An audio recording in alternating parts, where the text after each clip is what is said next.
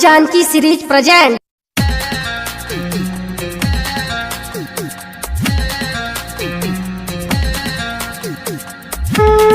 प्रेम से बोला बाबा महेंद्र नाथ की।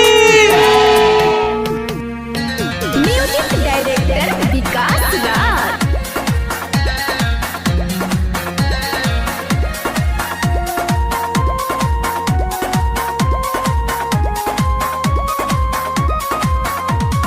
हमहुन देव घर जाइबो भौजी के संग ही ले जाइबो। अरे चल ना रे माई चल ना। हमहुन देव घर जाइबो भौजी के संग ही ले जाइबो। की दना कामर हो माई रे भोला जी पावर हो। चल गएगी हो कि भोला जी हो कांवर हो।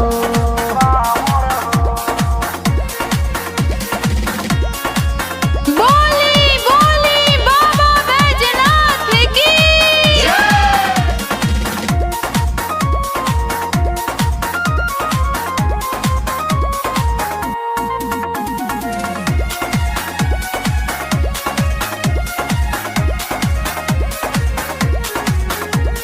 गहुआ निजाला जवार के लाही लागल बाबे संगे सन सार के।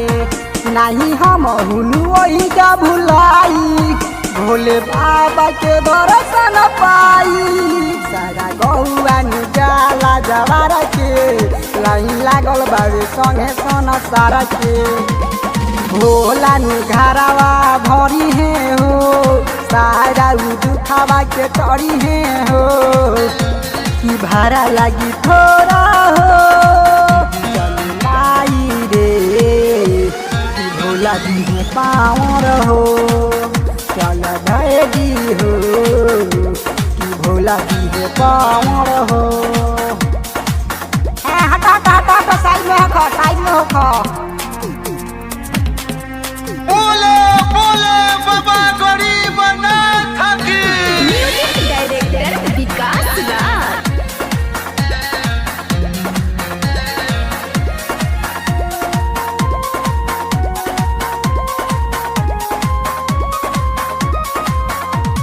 सुल्तानगंज से चलावा भराई की मौका के फायदा उठाई।